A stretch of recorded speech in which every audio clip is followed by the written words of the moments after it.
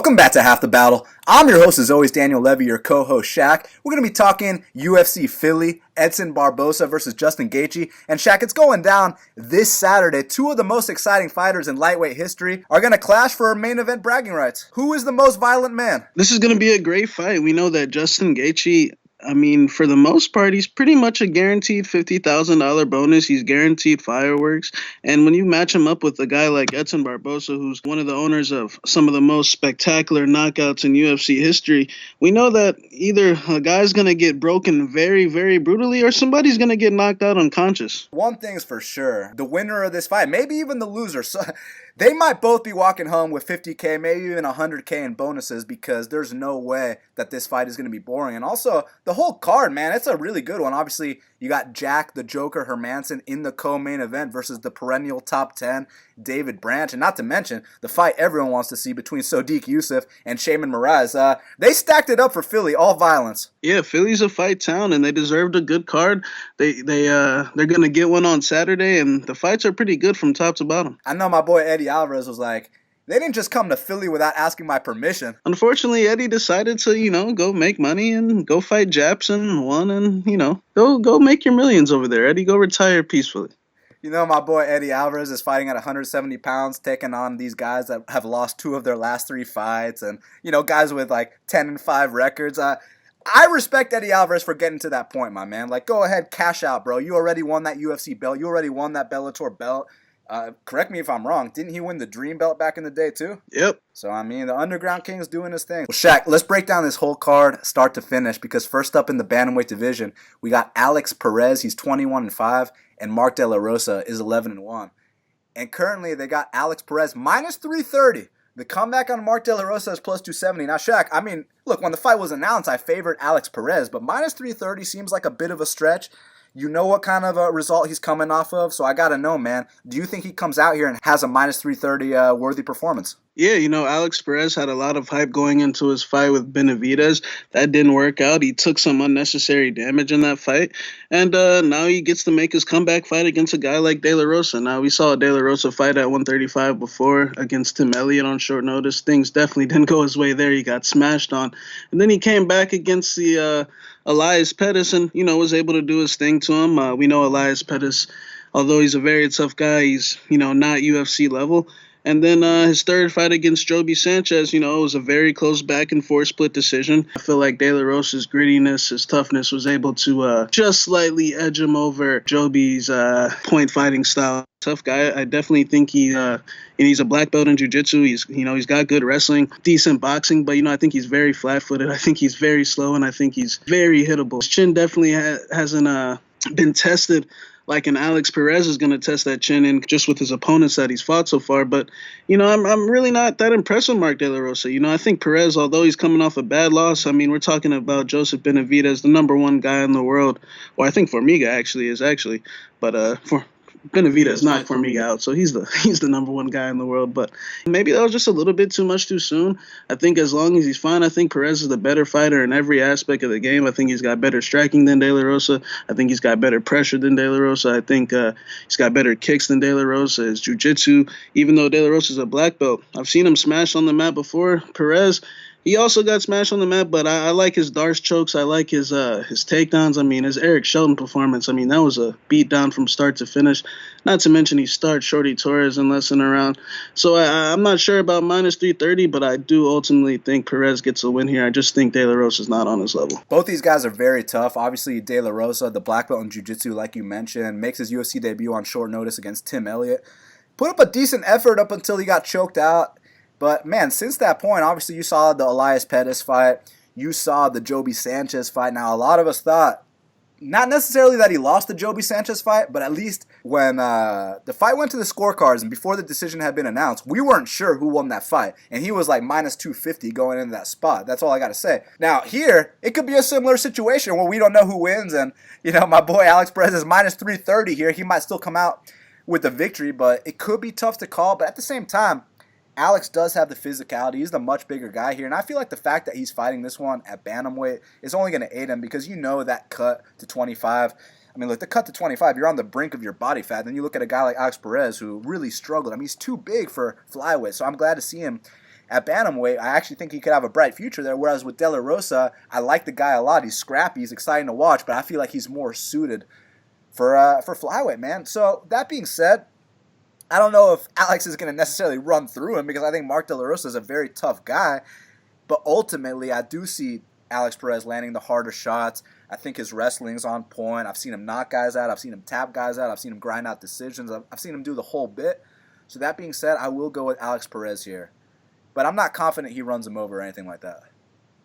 Next up in the flyweight division, we got Marina Moroz. She's 8-3. And Sabina Mazo is 6-0. Currently, they got Sabina Mazo minus 155. The comeback on Marina Moroz is plus 135. Well, Shaq, Sabina Mazo, she trains at a King's MMA, which we know is obviously a really good gym for producing all-violence type fighters. This is an all-violence card. This is UFC Philly. But that being said, man, look, she's known for her head kick knockouts, but the two girls she knocked out had a 1-1 record and a 5-5 record. Now, I'm not sitting here saying Marina Moroz, is a world beater or anything like that, but one thing I will say, she ain't no 1-1 girl or 5-5 girl, so I got to know, how do you see this fight going down? Marina Moroz kind of has that reputation of being an air striker, making a lot of tennis grunts when she's in there, ha, ha, ha, ha, ha. And she doesn't really land much. So, I definitely put her in that category, but she definitely is way more experienced than Mazo. Mazo's been whooping up on a bunch of soccer moms down there in LFA. And she's been doing her thing with the high kick. She's young. I don't want to compare her to Macy Barber, but it is impressive to see, consistently seeing fighters very young in age. She's 21 to already be in the spot that she's in. Moroz, I hear she's at ATT now. So, we'll see if she's got any improvements in her game. But I got to go with Mazo. I think she's actually going out there to inflict damage, not punch the air. But, I wouldn't be shocked if this is one of those typical, close-ass split decisions. Yeah, I could definitely see this fight being close just because pretty much every Marina Moroz fight is super close. Her style where she punches the air, she makes those sounds. For whatever reason, the judges seem to love that shit. But I will say one thing right now. Dude, she lost to Angela Hill in a striking match. And it's like, Marina, this is your one area that you allegedly excel at. They tell me she's this Ukraine boxer and stuff. And you got outstruck by Angela Hill. You know what I'm saying? But that being said, about the experience Marina Moroz has, finished Joanne Calderwood in the first round, had a very closely contested decision against the former champion Carla Esparza. Now, you can sit here, you can call the Joanne Calderwood win a fluke, you can do all these things, but the bottom line is, that win and that Carla Esparza fight, that's more than anything Sabina Mazo has ever seen in her entire MMA career. Because once again, the two highlight reels she made her name off of was against a 1-1 girl and a 5-5 girl. So, I'm not necessarily convinced she comes out here and head kicks Marina Moroz, but I will say this. She probably lands the more effective shots because Marina punches the air. That's one thing we know, and it's not something that's going to change either. So for that reason, I'm going to go with Sabina Mazo via majority decision, but I would not sit here and lay the house on her or anything like that. Let her prove herself. Let's make sure she's the real deal, and we'll take it from there. Now, next up in the bantamweight division, we got Ray Borg. He's 11-3, and Casey Kenney is 11-1. Currently, they got Ray Borg minus 320. The comeback on Casey Kenney is plus 260. Well, Shaq, obviously, we've had Casey Kenney on the show, on Half the Battle, way before he got that call to make it to the UFC. We've been singing this kid's praises for a long time. We've been saying this is a guy that UFC needs to sign. Now they finally signed him, so I got to know, man, there ain't no more fucking around because he's fighting a top 5 guy in his debut. You think he comes out here and gets the big upset? Yeah, this is a tough task for Casey, man. He's got to come out here, take out the number 3 flyweight in the world on a week notice. And history would say that, this spot generally doesn't work out. In comparison to Casey and those other fighters, Casey just fought last week. So, he is coming in here a little fresh. And Borg hasn't fought in 17 months. Borg's had a lot of opponents for this fight. This possibly could be, this is a situation where Borg has everything to lose and Casey Kenney has nothing to lose. And, I'll go out here on a limb and say if Casey Kenney, is making his debut in the flyweight division, I already think he probably is a top 10 to 15 flyweight, man. I definitely think he beat some guys in the flyweight division that they got ranked currently. I think Casey's a solid grappler. He's got that judo background. He's a college wrestler. I mean, he's got contender series experience, 6 rounds of contender series experience. So the UFC lights, aren't really too much for him. He's fought on the main event of LFA, champ in LFA. So this is definitely a credible opponent that Borg's taking on short notice. Now, Borg, we know what Borg's capable of. He's the transition master. They don't call him the Taz Mexican Devil for a reason. He definitely is good at scrambling. He out-scrambled Formiga, which is, fucking hard to do. Look at what Formiga's been doing. But the big question is the 17th month layoff. How's Ray Borg really going to look this time? It's a lot of big ifs, man, and he's risking a lot taking this fight. And I generally wouldn't say that if he was fighting a Ken or some kid that really hasn't fought anyone off the street. But Casey Kenney is a credible guy with experience. He's got wins over C.J. Hamilton, which is a flyweight win you need on the local scene. He's got wins over. We all know he got robbed against Adam Anselin. And he's beating guys at 135 too, man. And he's not just beating him; he's dominating him. It's not even close. So I think that this has every possibility to be a closer fight than a lot of people think, man. I know Casey Kenney is not very well known, but this is just a name value thing. We know Ray Borg. We don't know Casey Kenney. So I think if Borg's thinking that he can bail himself out, with the takedowns, I think he might have another thing coming, man, because Casey's grappling is on point. So, I actually think this fight's going to play out a lot closer. I can't necessarily pick a winner, but I think that there's a lot of value on Casey Kenney in this spot, man, because he's way fresher. I'm not saying that Borg's been taking damage or anything, but we know what's happened with these guys coming off that title fight, man. Ray Borg, he's got a lot of things going on. Not just those things, but, the Tom Vaughn incident with him getting sued, all these different opponents, man. It could be a perfect recipe for Casey Kenney, man. And he's not scared of this moment. So I think there's value on Casey. Ray Borg has more pullouts than Planned Parenthood. I've never seen anything like it in my life. But as far as this matchup's concerned, what's really interesting to me about a guy like Ray Borg, obviously his scrambling ability. Ever since his UFC debut against Dustin Ortiz, you saw that this kid, you get this guy on the mat, don't expect to dominate him there at all. Expect endless transitions. And obviously you saw that in his last win against the very renowned Jussier Formiga. He went out there, he took Formiga's back. The issue with this matchup is I'm not entirely convinced that Casey Kenney is just going to opt to have a scrambling fest with Ray Borg like Louis Smolka did, like Formiga does, because we know Formiga wants to backpack everyone. You backpack Ray Borg, chances are he's going to turn into your guard. That's exactly what happened. But as far as Casey Kenney, this dude is a lot taller, a lot longer than Ray Borg, and being the taller man doesn't matter if you don't know how to use it, but guess what? Casey Kenney does know how to use it. He knows how to keep fights on the outside. He's 5'7", taking on a 5'3" man. Very well-rounded. I'll even go as far as saying that Casey Kenney is more well-rounded than Ray Borg because we've never really seen any danger from Borg on the feet. I know I saw some improvements in that Formiga fight, no doubt about it, but there was never a moment where it was like, oh man, he just rocked Formiga bad, or wow, look at that punching power. It was just, oh, Ray Borg decided to finally throw punches. Like, we've been waiting for this for years, because I know that Dustin Ortiz fight, he threw a couple spin kicks, but Ray Borg, for whatever reason, has never let his hands go until the Formiga fight. So that was impressive. Casey Kenney doesn't have an issue letting his hands go. He doesn't have an issue letting his kicks go. Now, I can't sit here and claim that if Ray Borg takes his back, that Casey Kenney is automatically going to get out, turn in, get on top. There's no guarantee of that, but from what I've seen, man, this kid Casey Kenney, he can scramble his ass off, which, worst case scenario, Ray Borg does take his back or something like that. Casey seems to have the ability to scramble out. Very competent on the mat, but more importantly, I think he's got the tools to keep this fight standing, frustrate Borg, and do what Justin Scoggins did, and pick him apart, man.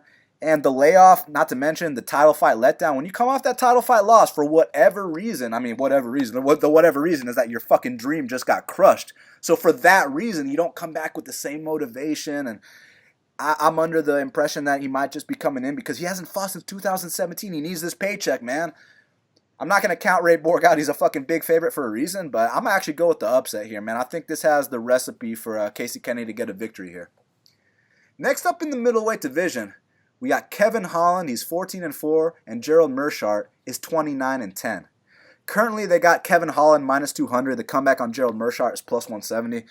Well, Shaq, what's interesting to me about this fight is Kevin Holland, yeah, he's got the skill advantage here for sure, and he seems to have the skill advantage in a lot of his fights. But one thing about him, his nickname's Big Mouth. He likes to play in there. I know you remember that Will Santiago fight when he was a minus 800 favorite against a Friday night journeyman, and he played with him for 3 rounds. He was talking to Dana the entire time. So I got to know, man, do you think he's going to come out here and take Gerald Meerschaert seriously, or do you think Holland bettors are going to have a sweat? Yeah, this is going to be a good fight. And in terms of just how they match up, we know that Meerschaert's a guy that he likes to come from behind. He's got a lot of submissions on his record, but he also has been finished a bunch of times as well. He's also been submitted a bunch of times as well. So we know that Kevin Holland's got some jiu-jitsu, and I've been seeing Kevin actually on the jiu-jitsu circuit a lot these days, man. He's out there doing jiu-jitsu competitions out there in Texas. So I think that although GM3 probably on paper has the mat credentials, I think that I wouldn't be shocked if Holland was able to get the better of him on the mat as well. I mean, Kevin's going to play around. He's going to talk, but, there's a purpose behind that, man. It's just, I guess, frustrate his opponents. I mean, that's just what he does. He wants to put on a show, man. The guy, they don't call him the Trailblazer for no reason. So, I think that this possibly could be a close fight. I mean, just because, skill set wise, even though Kevin is a lot farther than him, Meerschaert's a vet, man. The guy's got, I'm assuming, I want to guess, over 40 fights. This is his 40th fight. Yeah, this is his 40th fight.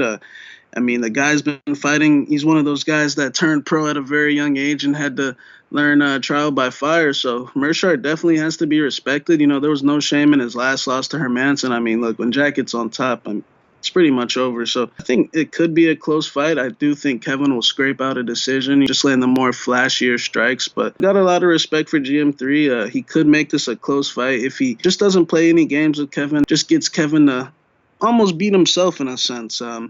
But I think Kevin, feel like it could be lined a little closer, but I still favor Holland to get the job done. But he's got to cut down on some of that plan. Yeah, it seems like Kevin Holland has a lot of fun in there, man. He really enjoys his job. He just loves fighting, and he's very good at it, too. Obviously, most of what we've seen from him is on the feet. He's a very tall guy for the weight class, 6'3", uses that length very well, can keep fights on the outside like you saw in the John Phillips fight, who we know John Phillips has got serious one-punch power, and Kevin Holland did a very expert job using the long strikes, the teeps, the jabs, and against Thiago Maeda, you got to see the kid's ground game because he is a brown belt, right? So also, he does have a knockout win over the very touted prospect Jeff Neal. So Kevin Holland's nothing to be fucked with. I mean, he's very serious, man. As far as Gerald Meerschaert, as experienced as they get, he's a true vet.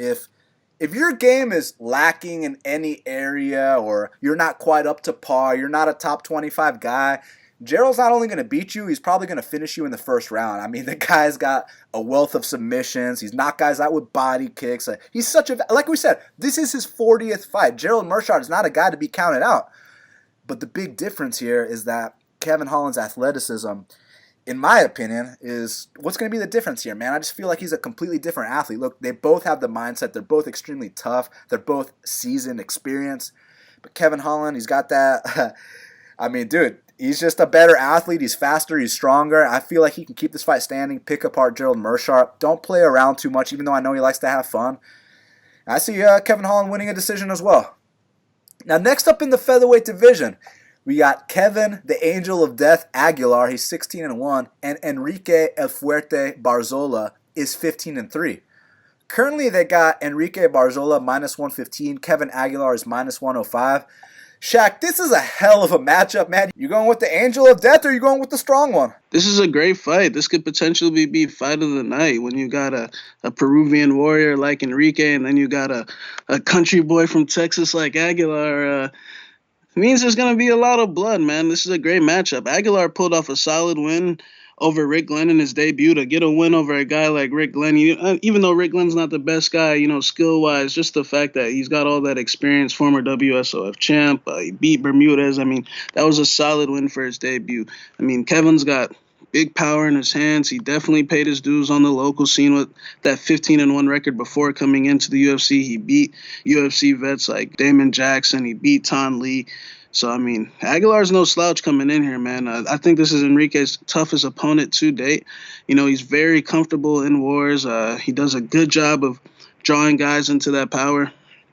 And Barzola, I mean, let's not forget this guy won the Ultimate Fighter at 155 pounds. Now, I know the competition level wasn't that high, but just the fact that this guy is pretty much outsized in every fight and he wins pretty dominantly for the most part, uh, it's very impressive. He arguably could be undefeated in the UFC. He had that loss to Bosniak to start things off, and I mean, ever since then he moved down to ATT full time, and we've seen in the past, man, ATT is a proven fact. They changed lives down there, man, and I think they changed Enrique's. I think Aguilar, I would give him the slight edge on the feet just due to his power. I mean, this guy hits like a truck. I wouldn't say his boxing's the best. I wouldn't say his chin's the best. I wouldn't say his footwork's the best. But one thing I will say is, if you stand with him for long enough, at some point he will crack you with a devastating shot.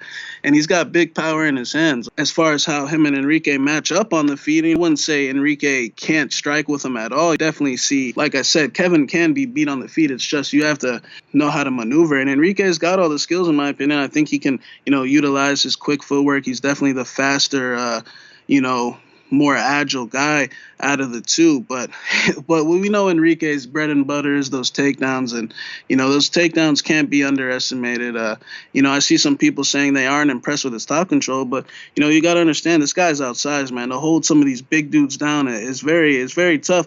But I disagree with it in a sense as well, because the more and more he gets those takedowns, they'll eventually break. Like in the Mowgli Benitez fight, yeah, Mowgli was getting up for a little bit, but in that third round, Enrique broke him and flattened him out and started pounding on him a little bit. I think this is a good fight. I give Aguilar a slight edge on the feet just with his power. I give Enrique the edge on the mat for sure with his wrestling. I've seen Aguilar dumped rather easily by Damon Jackson more than twice, more than 3 times. I've seen him taken down against Tony Kelly as well on the LFA scene. So I would say Aguilar does have a weakness in his game, and that's his takedown defense. But if you brawl with Aguilar, that's a recipe for disaster. I think Enrique is going to be a little more keen on the takedowns this time. But I agree, man. I think Aguilar is a very live underdog. If Enrique plays around a little bit too much, he could be waking up with the smelling salts in his nose. But I favor Enrique just slightly. I think he's got more ways to win. Although Aguilar is better stand-up, I could also see Enrique having success in the stand-up a little bit with some calf kicks, with some footwork, and just, playing a little bit smart. I think he's a little bit smarter than Aguilar, but I think Aguilar is very live. But I see this being a 50-50 fight, but I'm going to go with Enrique by a close decision. One thing I really like about Enrique Barzola is the dude's confidence. He's not scared of anyone. He doesn't care who you are, how hard you hit. The guy's going to walk you down. He's going to clasp those hands and take you for a ride, man. I mean, he does the old school Matt Hughes slam where he picks you up, walks you across that cage, and puts you down. And it's very fun to watch, especially for a guy from that part of the world. Peru. You don't often see serious grapplers from South America, and that's exactly what Enrique Barzola is. And I know someone's going to be like, oh, what about Yoel Romero, Cuban Olympian? It's like, yeah, you're right. You got me on that. But, like, the majority of the guys from South America don't have the best wrestling. And that's just facts. Well, Enrique Barzola does. And ever since he moved to ATT, I mean, you see the improvements. You see the win streak he's on. One thing I noticed about Barzola, though, and I have to mention this, is his stand-up is kind of suspect, man. He's very confident in himself. Maybe a little bit too confident. He fights with his hands down, and he's been put down a couple times. I mean, you saw Gabriel Benitez put him down in that first round. You saw him put him down in that third round. And against someone who isn't fearing the takedown as much, it could be a knockout win. And with Kevin Aguilar, one thing I will say about him, look, Benitez has unbelievable kicks, but Kevin Aguilar's hands, this guy hits like a truck. And not to mention, I mean, obviously he's from Texas, but look, the guy's got some Mexican in him. Real Mexican warriors come to fight every single time. And that's exactly what Kevin Aguilar embodies in there. The guy, listen, I saw him drop guys with jabs, okay? So imagine what's going to happen when he lands his right hand. Imagine what's going to happen when he lands his left hook. The guy's dropping guys with jabs. That's how hard he hits. And it just seems like when you tie up with him, he's super strong. Now, you mentioned the Damon Jackson fight. 100% he did get taken down by Damon Jackson. I also saw him get back up from said takedowns and knock the guy out. And with Enrique Barzola, one thing I've noticed is he doesn't really hold too many guys down. Now, it could be the reason you mentioned that he is kind of outsized for the weight class. But that being said, I don't want to sit here and ponder why can't he hold guys down. I just want to run with the fact that he doesn't really hold guys down. So that kind of gives me faith in Kevin Aguilar being able to get back up, because what I did see in that Damon Jackson fight when he got taken down, it's not like he got taken down and then he got his guard passed and he got mounted and smashed. It was just he got taken down, he retained his guard, pushed off the hips, got back up. Like, well, what else do you want from the guy? So to me, I don't think his ground game is suspect. I think it's an MMA fight, and you can get taken down. But when he got taken down, like I said, he retained his guard. He got back up to his feet. So I don't think the guy isn't out here training jiu-jitsu or like Curtis Millender or any shit like that. I think he's a well-rounded guy. It's just that Enrique obviously has the strength in the wrestling department. But that being said, I think Kevin Aguilar is going to make Enrique feel his presence. I think he's going to feel that power. I think when Enrique is really confident and he feels no threat by you, he'll go out there and stand and bang with you. You saw that fight with Bochniak. Whether you agree or disagree with the decision, watch that fight, and you're probably wondering to yourself, Enrique, why aren't you shooting for takedowns? Now, one argument is, well, Bochniak was moving so much, maybe that's why, but my argument is he felt comfortable standing with Bochniak. Bochniak doesn't really bring any threat in the stand-up department. That's why he was able to do that. Against Matt Bessette, he felt zero threat whatsoever standing. That's why he stood up with a guy like Matt Bessette. Well, I'll tell you what right now, Shaq. He is going to feel threatened by Kevin Aguilar. He is going to be shooting on takedowns right away. And if he's able to get them, keep that top control, grind it out, win a decision, I will not be surprised. But I'm thinking Aguilar gets back up to his feet, and in the space and in the time when this fight stays standing, I see him landing some devastating shots. And I think he will be the guy to expose the suspect stand-up of Enrique Barzola that I've been talking about for a while now, man. So I'm going to go with Kevin Aguilar either via late TKO or via decision. Now, next up in the lightweight division, we got Ross the Real Deal Pearson. He's 20-15, and Dez the Predator Green is 21-8. Well, Shaq, currently they got Dez Green minus 445. The comeback on Ross Pearson is plus 355. So, listen, the line is so wide because everyone's saying that Ross is on his way out, and I know he kind of is on his way out, but I mean, the last time Dez Green finished anything, I mean, maybe someone can let me know. So what I got to know, man, is do you actually see Dez Green coming out here and putting on a minus 445 type performance, or do you see this being another fight where Dez Green fights to the level of his opposition? It's going to be another close split decision. I think Ross is probably on that borderline of whether or not he should still be fighting or not. I mean, it's pretty obvious. He's trying to rack up these last few paychecks. He gets paid fat, so he's trying to rack up these last few paychecks before he retires. And he's still really not even that old, man. I was looking at his age. I think it was, 32, 33? I thought he was a little older than that, but he definitely doesn't take that type of damage like how he used to, man. He wears his damage really bad these days. One punch will cut him open these days, and he'll just start looking real weathered and old out there. And that's what happens when you fight the best guys in the world, man. So, shout out to Ross Pearson and the great career he's had. Des Green, he's a very untrustworthy guy. I think he's got Ross beaten in the athleticism department for sure. He's a D1 conference champion wrestler. I think Ross probably has better boxing. I mean, Des likes to tilt that chin way up in the air. His chin's really good. I mean, Tyson hit him with his best shot, so I will say that's a good trade of Des. I mean, his chin is rock solid. But I got to favor Dez. Minus 440, I don't think it's really necessarily whether he goes out here and has a minus 440 performance. I think that line is just indicating, him winning this fight regardless. So, I am going to pick Dez. But, yeah, I mean, you're right, man. He likes to fight to his opponent's level. He's known for doing that. And he's known for crying bad decision. I mean, this guy is an habitual bad decision crier, man. He thinks he wins every fight, but I think he gets the job done whether it's close or landslide. I wouldn't be shocked if Ross goes down. I think, he's at that point. I mean, that McDessie fight, and, McDessie's a guy who's, I'd consider a point striker as well, and I mean, McDessie bloodied him up badly, had him doing a chicken dance towards that end really bad, so I wouldn't be shocked if Ross hit the deck here again, but I'll go by Des Green with a 30-27 decision. Yeah, I mean, obviously, you got to favor Dez just because of the youth, the athleticism, but the reality is, man, for whatever reason, Des Green always fights to the level of his competition. I don't know what it is. I mean, they gave him a not similar matchup in terms of styles, but Gleison Tebow is pretty much at the exact same spot in his career that Ross Pearson is, you know what I mean? And that's a fight where it's like, all right, Des, here you go, man. You took these really tough fights on short notice against Michel Tractor Prezerish and Rustam Habilov overseas. Like, here you go, man. Just style on Gleison Tebow real quick. Post USADA, Gleison Tebow. And it's like, dude, like, why are you getting tagged with big right hands? Why, like, Why aren't you knocking this guy out? And I know it's easier said than, I know I'm the guy that's sitting here talking about the fighters and, well, Daniel, why don't you get in there and knock him out, right? I get it. I 100% get it. Who am I to criticize? But still, I just expected more from Des Green. The youth, the athleticism, just where he is in his career. But for whatever reason, he likes to fight to the level of his competition. Here with Ross Pearson, I actually will go on record and say Ross Pearson has cleaner hands than Des Green. It might not matter, though, because his chin is definitely not better than Des Green's. But still, man, I feel like this is going to be a close fight. I feel like this is a dog or pass situation. As a pick, I have to lean Des Green because of the reasons I mentioned. But Ross Pearson's no slouch, man. Back in his day, beat Chad Lepre, beat Paul Felder. I mean, you remember when he knocked out George Soteropoulos on that season of Tough. Obviously, the Gray Maynard KO, the Sam Stout one. So, I mean, Ross Pearson's done the whole bit, man. And I got so much respect for a guy like that. Whenever he decides to hang it up, I will always be a fan of Ross the Real Deal Pearson. I mean, the guy, win or lose, always comes to fight. I've never seen Ross Pearson hump someone's legs.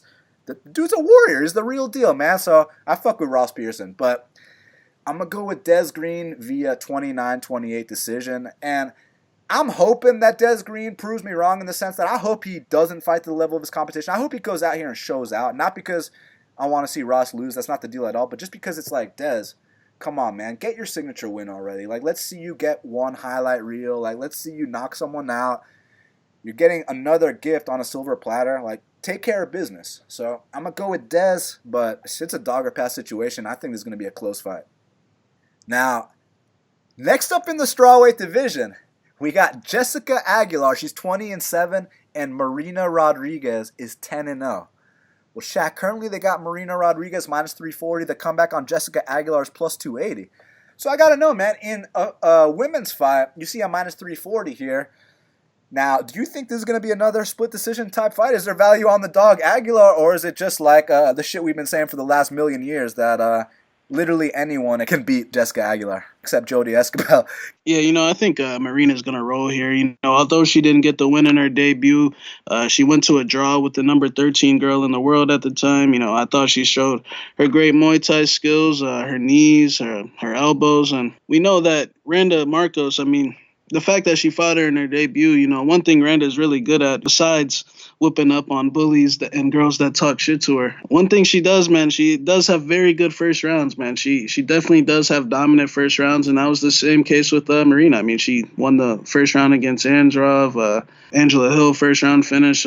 She wins that first round a lot. Grasso as well. I don't think there was any shame. It was kind of strange to see it being scored 10-8, but I thought Marina came back and won the next two rounds with that pressure, with those calf kicks, like I said, with those knees and elbows in the clinch. And, I think that's going to carry through to this fight. I think we're going to see a better version. She didn't even really get double legged. It was more of a head and arm throw by Marcos, one of those scarf holds. And Marcos is strong. That's what Marcos is best at. She's a wrestler. So I think this fight's going to be a lot more easier. Aguilar's coming in here on short notice. I just think that she's going to be there to get hit all night. I think the only reason why she won a fight was because Jody's harmless and she decided to punch the air that night. So I think Marina actually gets a finish here. I think Jag probably tries to tie her up early, but I think at some point we reverse that and just start teeing off with knees and elbows in the clinch. And I could see a cut stoppage here. I think Jag cuts very easily. She's, definitely up there in age. But, I got respect for her, but I think Marina gets a finish here, or a 30-26. Yeah, I feel as if the flying knee will be a big weapon in this fight. Look, I just see Marina Rodriguez bringing too much to the table for Jessica Aguilar. I don't think the line is too wide. Jessica Aguilar, she might get a takedown or two, but guess what? Randa Marcos got a takedown or two, and Marina got back up every single time. And not to mention, you guys know about Courtney Casey, right? You know how Courtney Casey, she's like 2-6 lifetime when fights go to decision. Well, when Courtney Casey fought Jessica Aguilar 30-27 on all three judges' scorecards, and she got taken down a couple times, she beat Jessica Aguilar off her back. So I just see, worst case scenario, Jessica gets on top. Firstly, she doesn't keep top control that well anyways, but let's say she gets on top. I see Marina busting her with elbows from bottom, and on the feet, the heel, the knee, the elbow. I see Marina Rodriguez feasting on the carcass, and I just hope that the UFC keeps Jessica Aguilar around for another fight. I got Marina Rodriguez here by destruction. Next up in the featherweight division, we got Sheymon Moraes. He's 11-2, and Sodiq Yusuff is 8-1.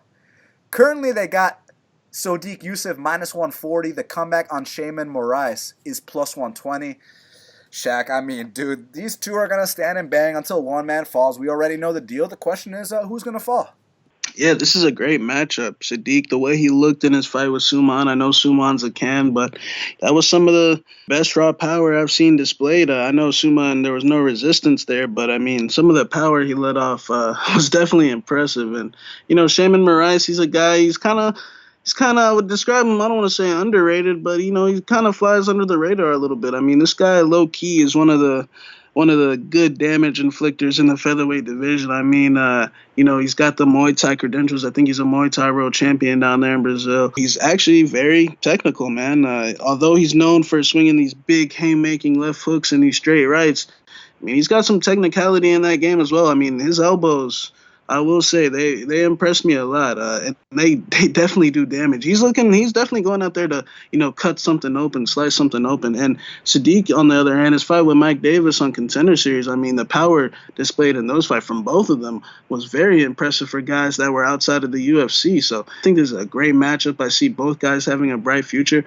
I think how they match up, what we've seen in Sheymon, there's a beat fight, got dominated in that fight. I guess Sodiq's a phenom. I mean, I don't know, but not really, but he got his ass beat in that fight. But more so in these last two fights against Matt Sales and Julio Arce, it seems like Sheymon definitely likes to play a little calm technical game, and then it seems like at somewhere along the line he likes to give you that false sense of security and then just bomb off on a shot that you can't rely. Now Sales, the reason why Sales did a lot better than Arce, even though Arce went to split, I still think Sales did better in the fight, was just due to the fact that Sales had a lot better defense than Julio Arce. Sales is very good at rolling with shots, deflecting shots, and Sales was able to keep that pressure in him. And one common thing that remains the same in Sheymon's fights is that third round, he is barely holding on. He's one of those typical one-shot power Brazilian strikers that have, suspect cardio in that final round. So I think Sodiq Yusuff has a good style to walk guys down and pretty much tee off on guys. We've seen him do that a lot. The one time he's ran into trouble in his one loss, look, the facts is he got caught with two straight rights. He got wobbled both times. He was teeing off on the guy before that, but two straight rights, he wobbled. And then, what's his name? Gomez hit him with his signature move, and, he finished him. He was a little too cocky in that fight. I definitely don't think that's going to be the case here. Sodiq Yusuff is probably the better overall fighter with the jiu-jitsu from Loy, the stand-up, the power. Like I said, some of the best raw power I've seen at 145. But he's still got to be on his P's and Q's with Sheymon, because Sheymon's one of these guys that likes to give you that false sense of security. And then next thing you know, one shot might just do the whole deal, man. Sheymon's a little more experienced in the UFC. He's definitely been, and I will go ahead and say he's been in some tougher fights than Sodiq has at this point. But I think Sadiq's the better fighter. I think he translates to be the better fighter. So I do favor him.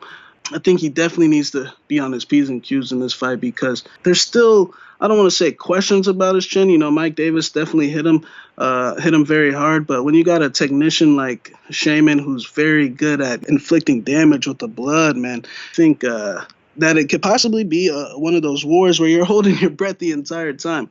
But I do favor Sodiq to get this job done. I can't wait for this fight, because obviously with Sheymon Moraes, one of the most devastating Muay Thai fighters in the featherweight division, that dude's straight right left hook is unbelievable. I mean, that fight with Arce literally does nothing for about 30 seconds, and when Sheymon decides, I'm going to let my straight right go, he drops Julio Arce with the first punch he throws. So Sheymon Moraes has devastating power, and obviously those elbows you mentioned, man, I want to emphasize on that. When Sheymon Moraes is in the pocket, those elbows, the upward elbows, the downward elbows, I mean, the dude has the whole Muay Thai arsenal at his disposal. He is serious with his striking. And not to mention, he just hits fucking hard, man. Sheymon's got real raw power, and I've known about Sheymon for a long time, since back in the WSOF. And guess what? I've also known about Sodiq for a long time. And with Sodiq Yusuff, he's a guy that was always hyped up to be the prodigy coming out of Maryland, to be, the Nigerian Conor McGregor, because when he hits guys, they tend to go down, man. And that fight with Mike Davis on Contender Series was probably the best fight I've ever seen in Contender Series history. They should have signed both guys right there. My boy Mike Davis had to go back to the regionals. He's won 2 fights in a row since then.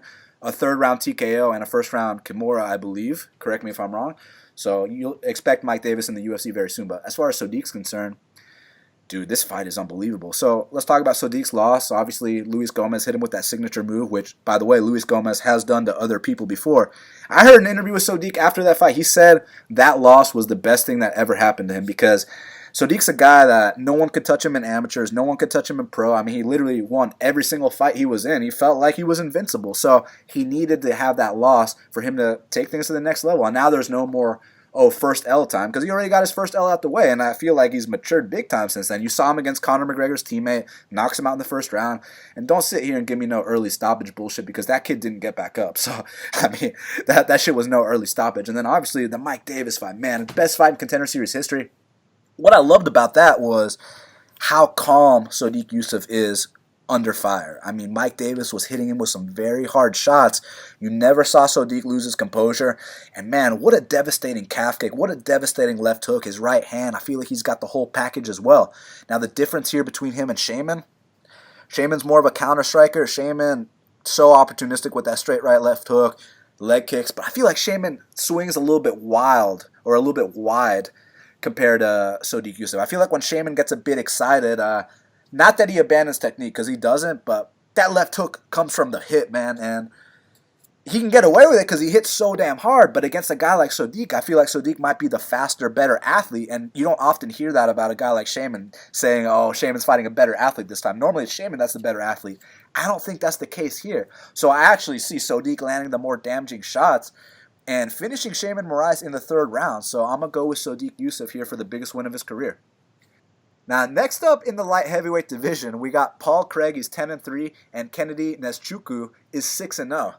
Shaq, they got Paul Craig facing a Fortis MMA Nigerian. How do you think this one ends?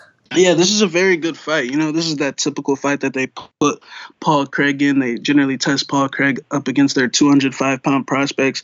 It's kind of gone hot and cold for him. Paul Craig, he's one of these guys where I like to consider him a very low percentage guy. You know, it seems like the only way he's going to win is with very low percentage techniques. 2 wins in the UFC against Ankalaev and what's the Brazilian's name? Frankenstein da Silva. You know, Frankenstein da Silva, I mean, from what I heard, the guy was having hot sweats. Basically, he was pulling a Tom Breeze before he was fighting. And they said the guy just panicked. And Paul Craig was able, I mean, look, he was going for head and arm throws in that fight. But he was able to capitalize on a very mentally weak man. And he goes into his fight with Tyson Pedro, who was 5-0 at the time, you know, a pro for a very short time. And I mean, the second they got together close up, I mean, you just saw the physicality difference. I mean, it didn't even matter. I mean, his bad techniques did matter. And Pedro wasn't using, you know, the best techniques. It was just he's physically outmatched in a way where now he has nothing to offer. And just the big glaring mistakes that he makes in his stand-up. And I think Pedro floored him with a jab as he was doing a kick. And the fight got stopped. He got crucifixed and elbowed. So then he goes into his fight with Khalil Roundtree, who, you know, I consider, Khalil's a bottom of the barrel 205er, even though Gokhan Saki's also a bottom of the barrel 205er. But Khalil Roundtree, I mean, that was his most impressive performance. I think that southpaw look at distance just gave Paul Craig nightmares, man. Anytime he tried to close the distance, he got countered. It was a very easy night for Khalil Roundtree. He was out there doing the Anderson hip thrust and, you know, all type of stuff, man. So this fight with Ankalaev, I think it was just poor energy management, man. And it seemed like Ankalaev was very gassed towards the end of that second round, and he definitely got taken down. Paul Craig definitely took him down. In comparison to Kennedy Nzechukwu, I mean, he's got that 83-inch reach, man. Paul Craig's actually a little longer than these guys that he's been fighting, like Krute and Ankalaev. And he's not going to have that here. And it's not just the reach advantage. It's fighting someone that knows how to use that reach advantage. You know, it's fighting someone that necessarily isn't coming out here. You know, I say this, I think Ankalaev and Krute probably went out there with the mindset that, you know, this is going to be really easy. You know, I don't want to say they have those type of personalities, but I feel like Kennedy, just maturity-wise, is a lot more calm. That's why he comes out there with that specific style. Doesn't take any stupid risks. He comes with that fallback plan if he has to with his jab and his straight left. And I love how he's added in that left high kick to his game. He's got the 6 fights now. This guy beat a 5-1 guy at 2-0 with 10 months of pro experience. I think Paul Craig's his best days are behind him. I think it's pretty much. I think he'll get another chance after this, but I think it's reached a high for Paul Craig. I think that Ankalaev one was a good story for him, and we'll never forget that. One of the greatest comebacks ever. But I feel like nothing's changed. The big question in this fight is, does Kennedy have a ground game? And I think he's got a good enough ground game to stuff Paul Craig. Paul Craig's one of these guys where people are considering his jiu-jitsu to be a lot better than what it really is. I think that he's got some tricky arm bars. He took Crute down, but I feel like Crute, man, just they don't present the same fight. Crute's shorter than Paul Craig. He's his reach is just not anywhere near the same. Now he's in there with a long, imposing Nigerian African savage. So, I think that I think this fight's going to go a lot more similar to the Roundtree fight, to the Tyson Pedro fight. I think Paul Craig makes too many mistakes out there in space. I think that the distance for him to shoot these takedowns is going to be way off. And I think that, at some point, Kennedy either catches him with the left high or right uppercut and Craig goes down and the hammer fists are shortly coming after that. I think that Paul Craig's techniques are all low percentage, man. I think this guy just has to pull off a fluke to win a fight. And when that's the case, man, he's not going to have much success in this company. And that's why he hasn't had much success in this company. And I don't expect to see any improvements. I expect to see a lot of improvements for Kennedy, training at the camp that he's training at and just how young he is in his game, man. So I think that Kennedy actually rolls here. I think he puts Paul Craig down somewhere in that first or second round. But if it goes 3 rounds, I don't consider Paul Craig to be one of these vets that can drown guys in the late rounds. I think Ankalaev, I watched that fight again. Ankalaev had his head down in the dumps after that second round, and I don't know what the deal was. And his fights after that have been shit too, besides the Pratchett. His last fight was complete shit. So I think Kennedy's even though he doesn't have on paper, although all the well-rounded skills as a Crute at a brown belt and Ankalaev, I'm sure he's got some grappling credentials as well. I just think mentally Kennedy is above those guys, and I think that'll take him to a finish one here. Look, the thing with Paul Craig is that he hasn't evolved, and he only brings one thing to the table. He's a fluke submission guy. So he's not the toughest. His striking is complete garbage, and one thing he does have, he's got some decent takedowns. He's taken a couple guys down, but it seems like whenever he does that, for whatever reason, he gives up position. So it's like even when he's in his realm, he's giving up position. And, people are bringing up how when Kennedy was 2-0, okay? He fought that tough veteran, and the guy took him down and almost had him in that Darce. Well, almost had him in that Darce. Almost had him in a Darce means that Kennedy got out of the Darce. So you're telling me this 2-0 guy got out of a submission against a black belt when he had less than a year of pro experience, and now he's 6-0. He's had a bunch more fights. He's actually coming off an 8-month layoff because he's been putting in work at Fortis MMA. And let's just talk about his superior genetics. The guy's from fucking Nigeria. You heard Israel Adesanya talking about how there's guys that have never trained a day in their life, and they're walking around looking like Francis Ngannou. You know what I'm saying? So it's just a different gene pool, man. And if this was someone that was skilled fighting Kennedy, then maybe we can start talking about how Kennedy's too green and this and that. But Paul Craig? Paul Craig should be 1-4 in the UFC. The Ankalaev fight was about to be a 30-26. It was a Hail Mary sub. Aside from that, he beat Frankenstein de Silva. Congrats. When Khalil Roundtree feels no threat by you whatsoever, when Khalil Roundtree is as confident as he's ever been inside the octagon against you, that's all I need to know, man, because everyone knows that all you got to do to beat Khalil Roundtree is take him down one time. The fight will be over shortly after. Well, Paul Craig couldn't even sniff a takedown against Khalil Roundtree. You saw Khalil Roundtree 5 hip thrusts in a row. It was like he disrespected Paul Craig inside that octagon. You know what I mean? And I know people are talking about how Kennedy's got these pillow fists. I challenge you to take one of those pillow fists. Let me know how soft he really hits, right? Just because he has more of a point fighting style, just because he likes to fight behind his jab, just because he's not a one-punch knockout guy, even though if he hits you on the chin, you will go down. I feel like that's disrespectful towards Kennedy, saying that the dude doesn't have punching power because he likes to set up his jab. That to me just says that to me just means that he's a smart fighter in there. And for a guy with less than a year experience, you see the improvements. So, listen, anytime someone's trying to take him down, he got right back up. I can only go based on what I saw and based on the trajectory and the potential I see. And I see Kennedy's potential. I mean, this unfinished product, I think, is going to come out here and smash Paul Craig. And friends don't let friends bet on Paul Craig. So I'm going to go with Kennedy Nzechukwu via first-round knockout. Now, next up in the strawweight division, we got Michelle, the karate hottie Waterson. She's 16-6. And Karolina Kowalkiewicz is 12-3.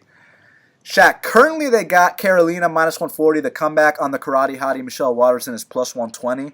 It seems like Michelle Waterson is in the best form of her career. You saw her last fight against Felice Herrig, and obviously with Karolina coming off the brutal knockout loss. But this ain't Jessica Andrade no more, so I got to know, man, who you got in this strawweight matchup. Man, Karate Hottie's been looking real good lately, if you know what I mean. But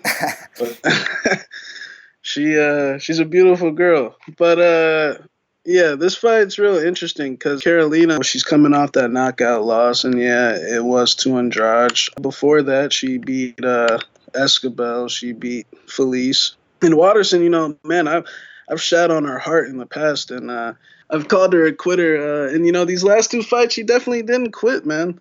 I guess I would say that, you know, she's kind of making games. I guess that gym that she built in her house has you know, been doing some dividends. Karolina, yeah, she's got that reputation of being that perennial top 3, 4, 5 girl in the world. But now, after that knockout loss at, how old is she now? I'm going to guess 34, 35. I would not be shocked if we started seeing a little decline in Karolina. You know, I feel like that's kind of how some of these females tend to go. But, you know, I feel like this is just a typical strawweight fight where, you know, although I feel like Karolina's definitely accomplished a lot more, I feel like some of her performance just haven't been what they once were. You know, the Rose fight was July of 2016. Took those fights with Joanna and Claudinha. I remember when I bet her to go to the third round with Claudinha, and she couldn't even do that.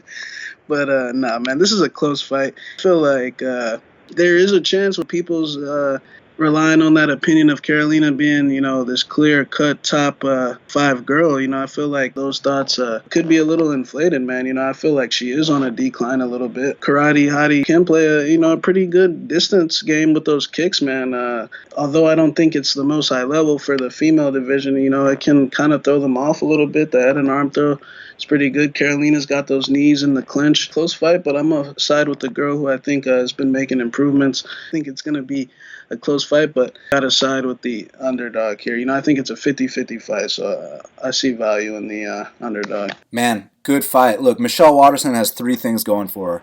A sidekick, a head and arm throw, and she's very good looking. And with Karolina Kowalkiewicz, obviously she's got that win over the champ, Rosa Namajunas. And what I like about Karolina's style is, firstly, she definitely has better boxing combinations than Michelle Waterson does. That's for sure. Michelle rarely lets her hands go. It's mostly about the kicks with her. So Karolina's got the hands edge all day. And in the clinch, that's where it gets interesting because we know Michelle Waterson's got that head and arm throw, which she tends to hit on most of the people she fights. Though Karolina is pretty vicious in that clinch too. You know, those knees, the elbows, the way she beat Rosa Namajunas. So, you know, I hate to be like, oh, if this stays standing, I got Karolina. If this hits the mat, I got Michelle. But that's honestly how I feel, Shaq. So I'm going to slightly lean with Karolina here via decision. Now, next up in the featherweight division, this is going to be interesting, Shaq. We got Josh Emmett. He's 13-2. And Michael the Menace Johnson is 19-13. And currently, they got it a dead pick'em, -110 apiece. So, man, this is interesting. Now, do you think that if Josh Emmett wasn't coming off the brutality at the hands of Jeremy Stephens, that it would still be a pick'em here? Do you think he'd be a bigger favorite? Or do you think no matter the time that these two meet, it will always be a pick'em fight? I don't know. It's tough to say. You know, Emmett's an interesting guy because at 55s, I didn't necessarily think he had to. I thought he could have stayed at 55s and had a successful career. He beat Hot Sauce. He beat John Took. I mean, he had some good wins. He used that. I thought he hit very hard at 55s. You know, Michael Johnson, on the other hand, I mean, he's got wins over Poirier, Ferguson, Edson Barboza. He knocked out Emmett's coach. Emmett is taking advice from a guy that he knocked out. But But as far as how this fight goes, man, that's the big question. Is Emmett okay or not? So I'll go ahead and say there is a chance where, Emmett takes a shot and just goes down. There is that chance. But if I take that out, if Emmett's okay, if he's fine, if he's not mentally, I'm sure he's mentally shook a little bit. He'll think about that for every day for the rest of his life. But this matchup is really good because Michael Johnson's just an unreliable ass guy, and Michael Johnson is on the decline. That's been a fact for a long time. And at 45, I'm not going to say he hits hard, but I think at 45, I think he's going to be more of the disciplined point fighter that just picks his shots very wisely and probably wins more decisions than finishes in comparison to his 55 days.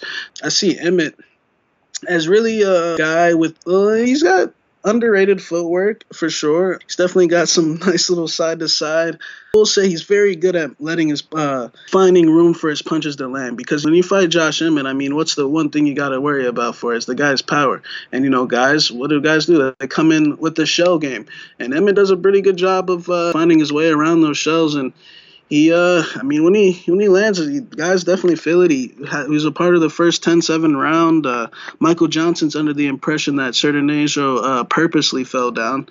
That's what he said in his interview, and he doesn't think Josh Emmett's punching power is all that. And that could be a fact, man. Emmett coming in with this ranking, he was the number 4 guy, but that ranking was kind of, I don't want to say given to him, but, it was that typical case of, for example, a Showtime Pettis going up to 170, beating a top 5 guy. Now all of a sudden he's ranked in front of all these guys that put in a lot more work than he has. So I feel like Emmett kind of is a case of that. So, the jury's still out on him. I think he's a good fighter. He's got wins over Hot Sauce Tuck. He's a good fighter. But, how they match up, I definitely think Michael Johnson is a little chinny. I'll go ahead and say that. I don't know if he can get flashed, knocked out with one shot, but I do think he can be dropped. And I think that there's a good chance Emmett does drop him. Look, Emmett, although he doesn't have, all the knockouts in the world, some of his knockouts are very impressive, like the Christos Giagos one, who I think that's his only knockout loss, and the Lamas one. I know Lamas has been knocked out before, but, Emmett, my God, left him dead. and Emmett had to take the payback for against Jeremy. This is going to be a good fight. I feel like if it goes to 3 rounds, I feel like Johnson's the more disciplined guy, could probably land those good shots that look really good for the judges on points, be disciplined. I think he's, for such a guy with the reputation of being this hot, cold. He is a hot, cold guy. That's facts. But I think he's got a very disciplined striking style when he's focused. But that's generally when he runs into trouble, is when he gets taken down. It's going to be a good fight. I actually think this is a kind of a pick-em-ish type of fight. I agree with it being pick-em, because although I feel like I slightly favor Michael Johnson, I feel like Josh Emmett hits like a fucking truck and has a puncher's chance the entire time. I feel like he does slow down a little bit, but I have seen him at times kind of maneuver around and able to manage his power and carry it into the late rounds as well in some of his decision wins, like against Hot Sauce and John Tuck. So I do think he can go 3 rounds with Michael Johnson. I think it's going to be possibly a very close fight, but how I see it playing out is I see Emmett dropping him in the first round,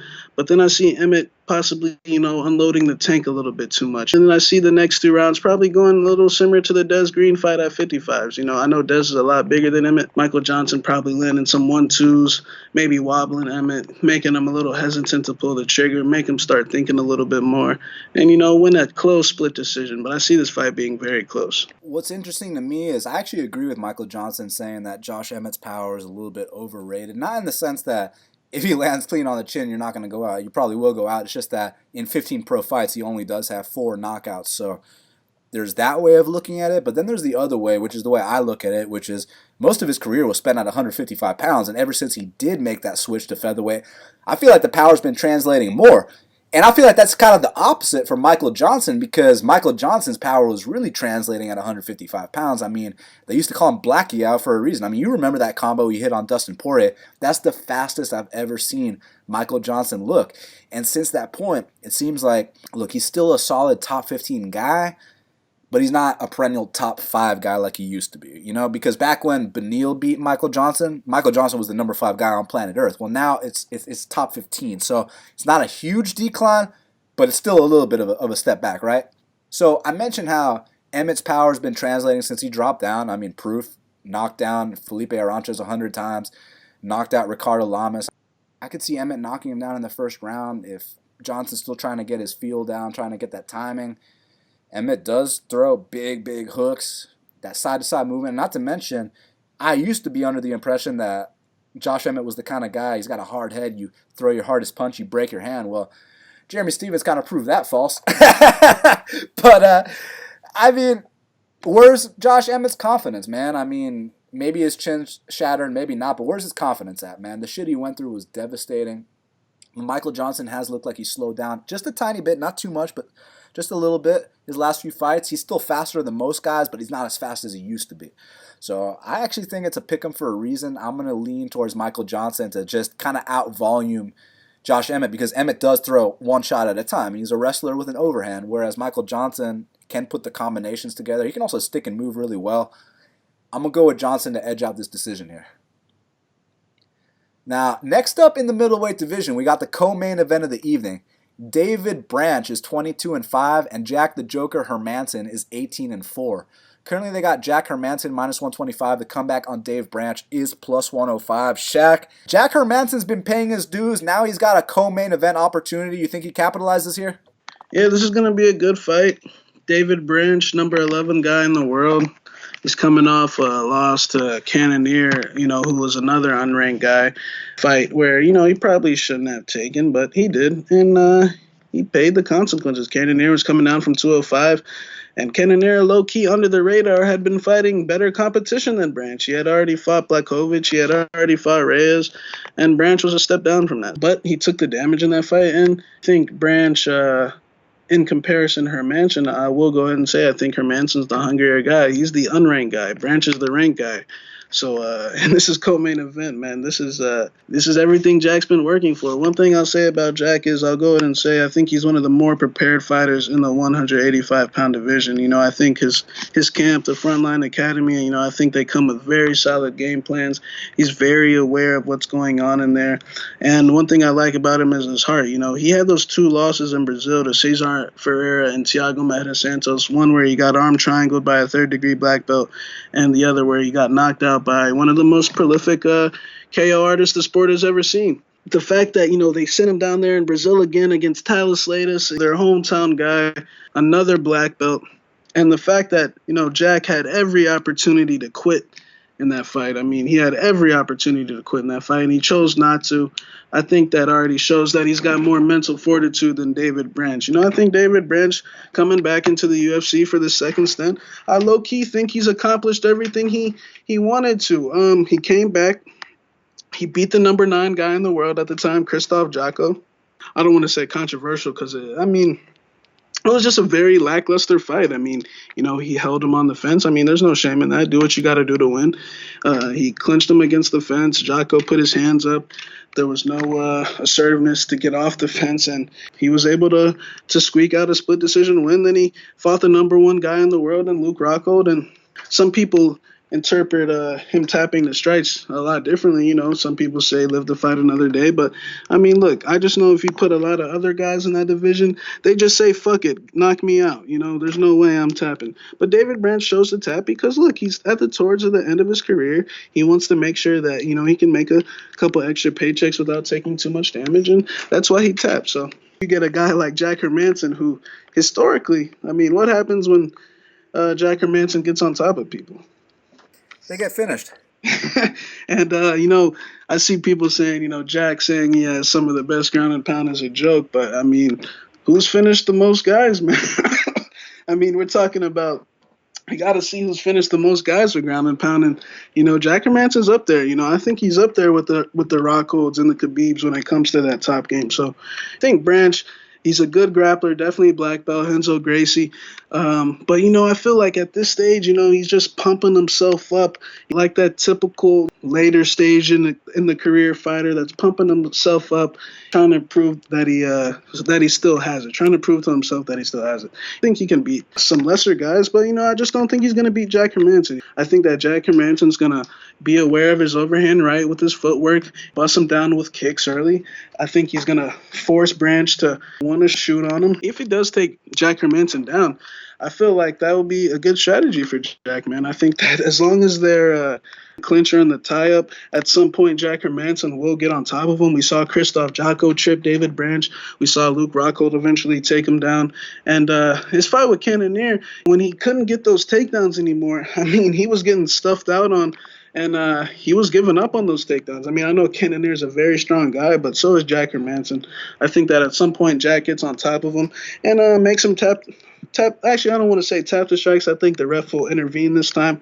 But I think Jack Hermansson takes advantage of this co-main event slot. I think that David Branch's weapons are too basic, and I think his best days are behind him. And I am questioning his motivation, you know. So I think that Jack comes out here and gets the biggest win of his career. Jack Hermansson's a guy that's really paid his dues inside that UFC octagon. I mean, he went to Brazil 3 times to fight some very scary dudes. Obviously didn't go his way against Cesar Mutanch or Thiago Maeda Santos, but he's a guy that put his head down, he grinded, and now he's got this co-main event opportunity. And I know they got that common opponent in Maeda Santos, and you can sit here and give me your MMA math bullshit and talk about how, oh, Branch finished Maeda in the first round and Maeda finished Jack in the first round. Yeah, you're right. But the reality here is that when Maeda doesn't feel any threat by you whatsoever, it seems like he doesn't train for you. I mean, he thought Eric Spicely was a complete joke, didn't even do that fight at ATT, gets finished in the first round. He thought Dave Branch was a complete joke. The guy just tapped the strikes. Go watch that fight again. Tell me why Thiago Maeda had his hands down by his waist. I have no idea. I'm guessing it's because he thought Dave Branch was a complete joke. I know someone's going to be like, oh, because he was getting ready to stuff takedowns. Shut your fucking mouth. He was picking apart Dave Branch the entire time, but he had his hands down. These are 4-ounce gloves. Dave Branch swings a big overhand right. I mean, Dave Branch has an overhand right in his arsenal. I'm not going to sit here and deny it. When you saw Maeda fight Hermansson, you saw he took that shit very seriously because he knows Hermansson is a threat. So that's my opinion of why, shit went down how it went. But as far as Hermansson and Branch are concerned, I've been reading a lot of comments online. I've been seeing people talk about how, y'all must have forgot about David Branch. Oh, really? Please remind me exactly what I forgot about. Was it that time that he couldn't finish Chinny Vinny in WSOF?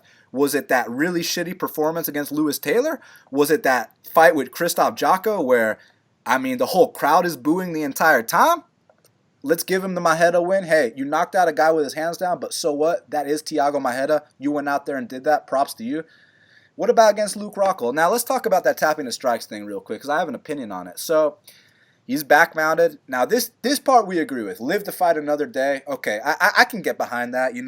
Why take unnecessary damage, right? But I can't. Fuck it. Hold on. The ref said, move, fighter, move, fighter. So when the ref starts saying that, that means that if you do not move, within 5 seconds, he will come in and stop the fight. So Branch already had that opportunity to know that, hey, man, I'm just going to cover up, let the ref come in, no big deal. But after the ref warned him twice to move, then he taps the strikes. He didn't even want to wait for those 5 seconds for the ref to come in. And then you see Luke Rockhold's reaction. Luke's like, are you serious right now? After all that shit you talked about how you're going to beat me like you stole something and all this bullshit, like, dude, he tapped his strikes. Okay, he comes back against Maeda. We already mentioned hands down by his waist, all that. Against Cannonier. Now, it was a bit of a letdown spot. He was supposed to fight Jacare Souza, and then you get the call to fight Cannonier. I get it, but listen, he already had his camp behind him. He was already in shape. He even told Cannonier after the fact, I didn't take you lightly at all. But what happened in that fight was when his overhand right and his wrestling wasn't working, he decided to go home again. This isn't the first time this shit's happened. You know what's interesting? How history repeats itself? Is that in Dave Branch's first UFC stint, he was 2-2. Well, guess what? On his next stint, a million years later, he's also 2-2. So he will always be a 500 fighter inside the octagon. Now it's going to be sub 500 because Hermansson's going to beat him. The way I see this fight going is, I actually think the first round is going to be a bit of chaos, man, because Hermansson comes out with that footwork and mixing in the leg kicks. Dave Branch, for the first 5 minutes, he's got a big overhand right. He's got a nice tie-up game. The difference here is that as the fight progresses, I think Hermansson's still going to be in it. He's still going to be fresh, and I see Dave Branch wearing down. He's getting older. His next birthday, he turns 38. So I think that at some point, no matter what happens, Jack gets on top of him, and when he does, the fight will be over shortly after because Jack the Joker Hermansson, this is not a joke, my friends. He really does have the best ground and pound in the UFC middleweight division.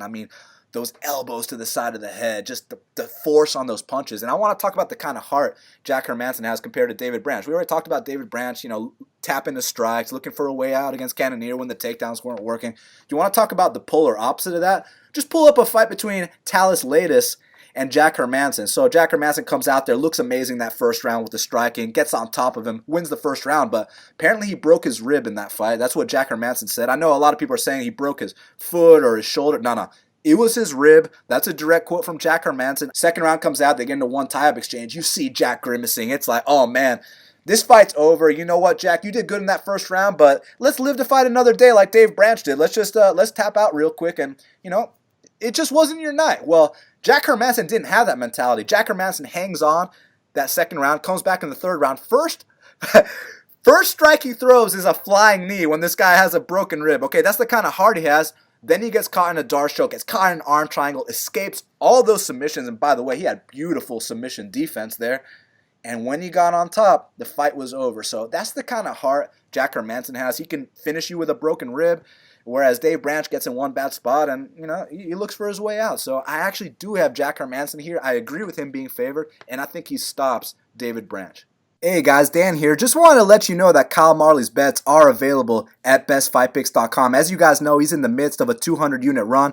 1 unit equals $100, not 1% of your bankroll. And this weekend, for only $24, he has 3 bets available, 2 underdogs and a slight favorite. Make sure you tail this historic run at bestfightpicks.com. Main event of the evening in the lightweight division.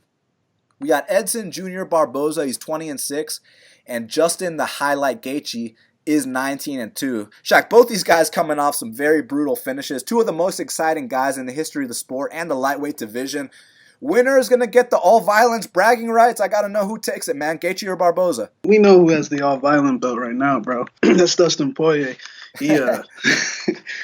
Gaethje lost that belt, but anyways, this fight's going to be a good fight, man. Pretty much that typical power Brazilian striker with the flash knockouts versus the imposing, longer-term, better fighter that, does take big shots.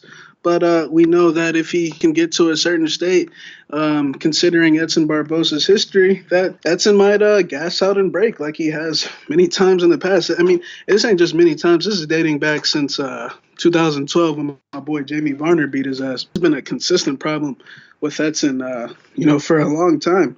I feel like their last fights were very similar in a sense of Gaethje has the losses to number 3, number 4 guy in the world. Edson had losses to number 1 and the number 5 guy in the world. And then they took that big step down in competition and they both showed out. What was a lot cleaner was, though, Gaethje finished his guy in the first round.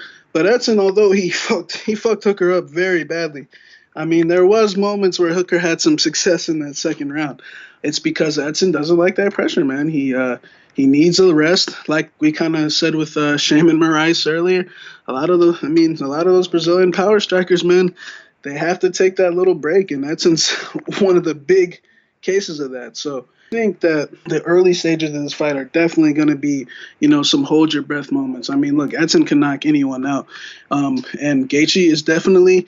He's going to be fighting in a phone booth. Edson's going to be letting off on some serious left hook, right hooks, and they're going to have some big power on him. I see Edson probably getting the better of that first round, but I think towards the end of the first round, I do think the pressure will start to get to him like it always does. And, Gaethje has a lot of power in his hands. I think a lot of people don't realize that. I feel like people think that he's a bad athlete or something, but I think that he generates a serious amount of power in his hands. I mean, look, he hit Dustin with one right hand, and Dustin looked off into space for a second, man. So Gaethje's power is definitely very underrated. I don't think things have really changed for Edson. I know he's got a new camp now. He's got a new team behind him. Things are honestly the same. I think he just fought a considerable step down in competition. Now, one would counter me with the same thing with Gaethje, but I think Gaethje in his 2 losses, I personally, in comparison to a lot of guys that get knocked out and take 2 L's in a row, I personally thought he gained a lot of stock in those L's. I know he lost those fights, But I thought that he actually got better in those fights. The Eddie fight, I think he would have won a decision. But, I feel like that was first L time. I mean, I predicted Eddie to win that fight. And I think that he finally had to learn that lesson. It's, look, you can't eat every shot. And I think in the Dustin fight, he came a lot better. And then Vic, he got that first round knockout. So I actually favor Justin Gaethje to win this fight. I think the pressure will get to Edson Barboza. I think that Edson will have a good first round. But I see Edson doing the same thing that he's done always in his career, not responding well to the pressure, not responding well to the blood, not responding well to the damage. Gaethje responds well to all those things, man. I think Edson's best chance is to catch him with a knee somewhere in the early rounds. But if that doesn't happen, I think it's going to be smooth sailing for Gaethje, and I think it's going to get really ugly once it hits the second and third rounds. And I think Gaethje will have another performance of the year type fight, man. So I got Justin Gaethje to win this fight by third round knockout. Justin Gaethje is a guy that has 16 knockouts on his record, and obviously when you talk about someone like Edson Barboza, I mean, one of the greatest knockout artists in the history of the sport, the guy's got 12 knockouts on his record. So you're talking about two guys that don't like going the distance, and I don't expect this fight to go the distance either. I feel like the early going, Edson's going to have a speed advantage. He's going to catch him with some very hard shots. The thing here is that Justin does have that style that historically has given Edson Barboza fits, which is that pressure style. Now, it's easier said than done to just go in there and pressure a guy like Edson Barboza. I know Dan Hooker tried to have a technical Muay Thai match with him, and you saw how that went down, but this ain't no Dan Hooker, man. Now we're talking about a real top 5 guy. And what's interesting to me is that Gaethje doesn't care what you throw at him. And with Barboza, it's not that he's got a gas tank issue. That ain't the case at all, because I know this guy's out there running his miles. He's a consummate professional. You see the shape he's in. It's not a cardio issue. It's that he literally believes in his striking so much that he throws everything as hard as he can, and he gets excessive with it. Like after he throws a body kick, it's not enough to just, okay, I landed the body kick, let's take a couple steps back, reset, and breathe. No, it's a fucking body kick, a 2-3, a spinning hook kick. Like, he exaggerates a little bit. And sometimes when it lands, you see some of the best knockouts you've ever seen. But when it doesn't land, that's when the gas tank, the cardio, starts to diminish a little bit, because it takes so much effort to throw those huge fucking strikes. And Gaethje will be open to some of them, because he has to be. He's going to be standing right in Barboza's face. But if Gaethje is not knocked out in the first round and a half, man, I really do see him taking over this fight and putting that pressure on Barboza and just hitting him with shots and just that nonstop pace. Because I feel like for Barboza to have success, you need to fight him in space. He throws a combo, you throw a combo, like fucking Dutch drills. You know what I'm saying, man? But here, this is different. You turn it into a brawl.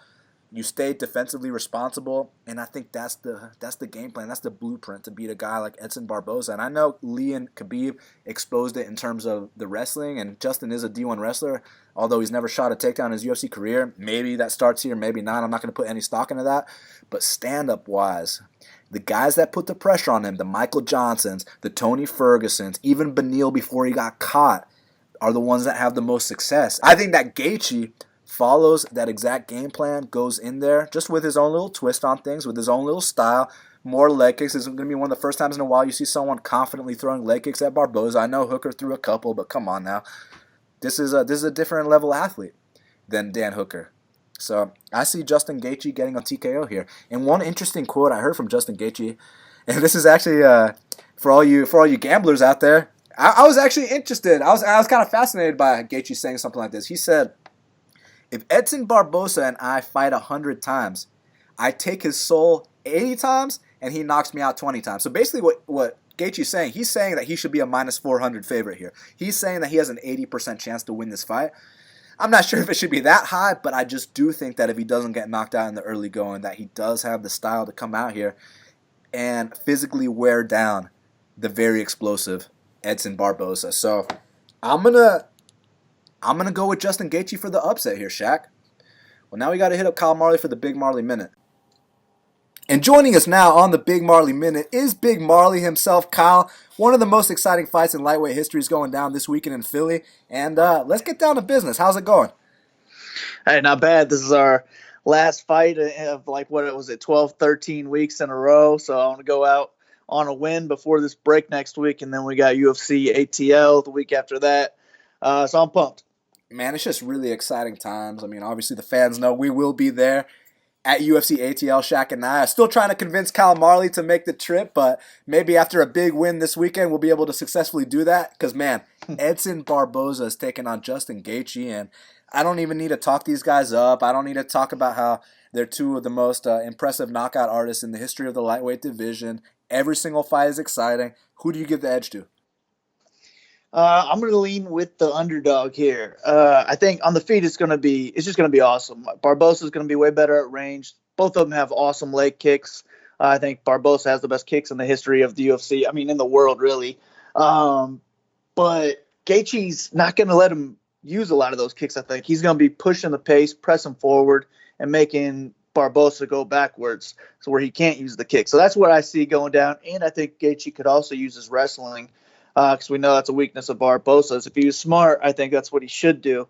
And I like that he's $800 cheaper on DraftKings. This is definitely an all-in fight, though. If you're making 10 lineups, you got to use both of them. Even if you have no confidence in one, I would still go at least 9 with your favorite guy and then 1 with the other as a hedge, because there's no way the winner of this fight isn't on the optimal lineup. The only way that the person who wins doesn't 10x their scores if it's like even if it wasn't eye poke in the first round, they're still going to 10x. So there's no way they're not going to 10x. You got to be all in on this fight. Stack it in cash games. It's going to be well over 100 points combined. But if I was just making one lineup, and you do have to use this fight, that's the problem. But I would go Gaethje if I was just making one lineup. Just give me the underdog. We're going to have to pick him, and he's one of my favorites of the week. So there's a really intriguing featherweight matchup between Michael Johnson and Josh Emmett going down as well. Obviously, we know Josh Emmett's been through a lot the last year. But Michael Johnson, he's very hot and cold. Sometimes he'll go out there and beat Dustin Poirier, but other times he'll lose to Reza Madadi. So how you see it going down? Yeah, I think it's a pretty close one, but I like Johnson. I mean, there's so many unknowns right now with Emmett, and after that last knockout and the injuries he had, what's that going to do to his confidence as well? But I'm trying to look past that and just look at what I've seen with these guys, and I still slightly favor Johnson. I think it could be a super close split decision fight. I think Emmett's got more power, but he could just as easily get knocked out because of his last fight. So it's definitely a tough one, but I'm leaning Johnson here. He's actually my free bet of the week. I got 1 unit on him at, I think, minus 105, 106, something like that. And I think he's just going to get it done by decision. I think he's going to outpoint Emmett. And, I mean, I don't know, maybe he could go out there and get a knockout in the first round. That's kind of what we would want in DraftKings is a knockout from MJ. But I'm not sure he's quite going to get there with DraftKings. I could see it being like a 75 to 80 point decision win for him. And at $8,400, that might not be enough. So I'll definitely have a little bit of them, but this could be a fight to avoid in DraftKings. Just let everybody else soak up the ownership. So Kyle Marley's giving out a free bet on Michael Johnson right here, right now, on Half the Battle. Another fight to me that seems really close on paper is Karolina versus Michelle Waterson, man. I mean, obviously, you know, Michelle Waterson's looking the best she's ever looked. Karolina does have the win over the champion, Rose Namajunas. So now these two are going to meet in Philadelphia. Who you got? Yeah, it's going to be another one that I'm looking forward to. I like that Waterson's going to be the one looking to get it to the ground. We need underdogs, so she's one I like. But I could see her getting another, like a 10x win, just like Michael Johnson. So I'm not exactly sure what her upside is, like for GPPs, but I do like her as a cash game play because I don't see her getting finished. I think we get 3 rounds out of her, and I do think she's going to get at least 1 or 2 takedowns. So she's got a solid floor, and that's what I like about her. So this could be another fight to avoid in DraftKings for the big tournaments. If you're trying to win that $30,000, I don't know if the winner of this fight's going to be on it. But if I had to pick one of the two to be in my lineup, give me Waterson. I want the one that's going to be going for the wrestling. She does look in great shape, and she'll be able to hold her own on the feet as well. But the floor is what I like the most, so give me her in cash games. So Marina Rodriguez is taking on Jessica Aguilar, and you know for a fact that I love picking against Aguilar every single fight. But that being said here, you look at that $9,100 salary for Marina Rodriguez, and you accept the fact that there's a good chance this fight does go all 3 rounds, and that Marina is exclusively a striker. So now my question for you is, over the duration of a 3-round decision, a striking heavy one, will that be enough to cover the $9,100 salary? Nah, if it goes to a decision, I think she's going to have a hard time paying that off. But I think she can finish this fight. If she can get a finish, then she could pay it off. And I don't see her being highly owned, so I like that about her. yeah, like if it does go 3 rounds and she wins 30-27, she's not going to pay off that $9,100 price tag. I'm thinking it'll probably be closer to like 80 points, and we can't really have that if we're paying that much for her. She still is my preferred play, but if you think Aguilar can go out there and get takedowns and steal a decision, then you got to play her, because not only do we like grappling for DraftKings, but she'll be super low owned. She's real cheap, and I mean that is her path to victory. Get this fight to the ground. So I don't really hate either side, but it's a good fight to fade, I think. But I'll take Marina, though. I think she's going to get done by like 3rd round TKO. So speaking of expensive salary caps, you got Desmond Green here against Ross Pearson. He's 9,300. So right off the bat, you know that Des loves fighting to the level of his competition, and oftentimes it is a very close decision. You think he's going to have that emphatic signature win here, or you think there's another Des Green fight, and maybe even be sneaky and take Ross? I think this is definitely Green's fight to lose. I'm just worried about him not going out there and getting takedowns. If he can go out there and get takedowns, then he can pay off that $9,400 and dominate this fight. He is the better fighter, especially at this point in Ross's career. He's a way better wrestler. But if he's going to try and strike with Ross for 3 rounds, this could be closer than the line indicates. So I'm not exactly sure what to do with this fight. I would say my preferred play is Pearson, because he is live here at such big dog odds. He's super cheap. You got to like that. And if he can steal a decision, it really doesn't matter too much what he scores. As the cheapest guy, he has a good chance of being on the optimal lineup. So I'd say he's my preferred play. But I think everyone's fading Green this week. If he can go out there, maybe even knock out Pearson, he could kill a lot of the field by not being on him. So I'm going to end up having some Green lineups, but it's more an ownership thing. I was going into this week thinking I'm going to fade Green too. He just doesn't put up big points. He's putting up like 60 points. And that's not going to do it at his price tag. So I'm really only interested in him being at a low price, and I'm pretty confident he gets the job done. Pick is Green, but I would say the better DraftKings play is Pearson. Another fight that I think has the potential to maybe be fight of the night is Enrique Barzola versus Kevin Aguilar. Now, my question for you is, do you see one guy having such a significant edge that he's going to dominate this fight, or do you also think that this has the potential to be another back-and-forth fight of the night? Yeah, if Aguilar can keep it on the feet for a good portion, it could definitely be back and forth. He could even knock him out. But, yeah, this is a fight I like a lot for DraftKings. Everyone's going to like Barzola. He goes out there. I mean, he's gotten 10 takedowns, 5 takedowns, 9 takedowns, 7 takedowns, 5 takedowns. So there's really nothing not to like about Barzola on DraftKings. He's going to be super highly owned. People love his grappling. I'll have him too.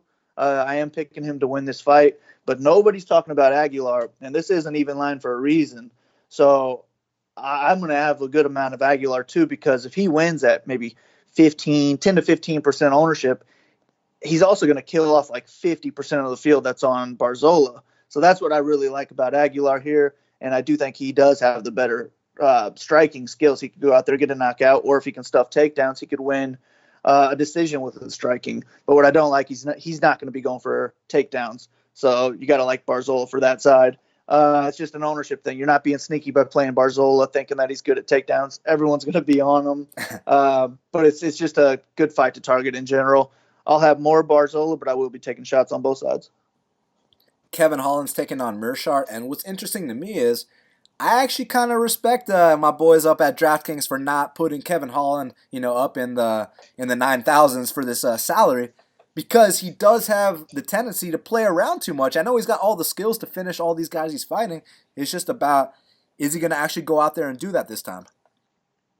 Yeah, I mean, this is another great fight to target. We got minus 260, fight doesn't go to decision.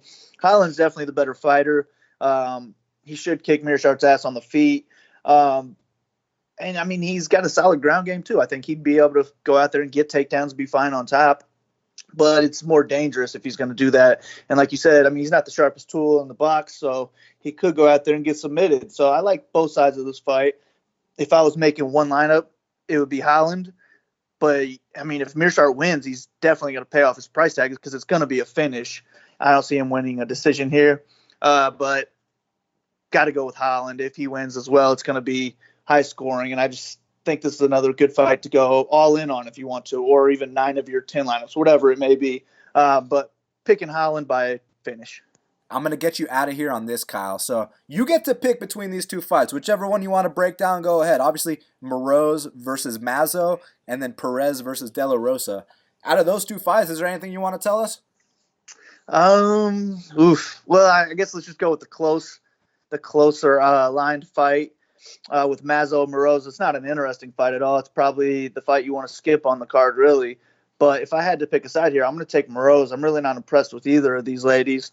I think Mazo's probably got the better hands. But they're really not good. I don't see her finishing with her hands at all. She's going to have to get another kick like she has in her other two knockouts.